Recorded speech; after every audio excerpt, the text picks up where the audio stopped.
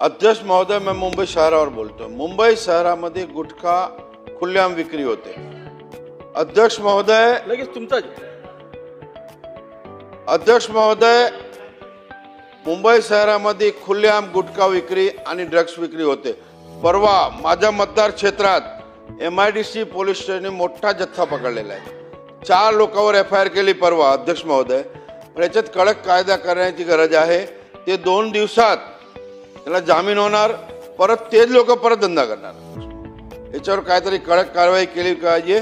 मुंबईच्या सर्व कॉलेजाच्या बाहेर ठेलेवाले बसतात आणि चालू आहे सगळे ठिकाणी। परवा FIR 4 लोकांवर झालेली आहेत। लाखो रुपयाचा माल त्यांनी पकडलेला आहे MIDC पोलीस स्टेशन। याच्यावर काहीतरी कडक कायदा केला पाहिजे अध्यक्ष महोदय, अशी माझी मागणी आहे। नवीन घडामोडी पाहण्यासाठी आजच आम्ही मुंबईकर 24 तासला लाईक करा, सबस्क्राइब करा आणि अपडेट रहा।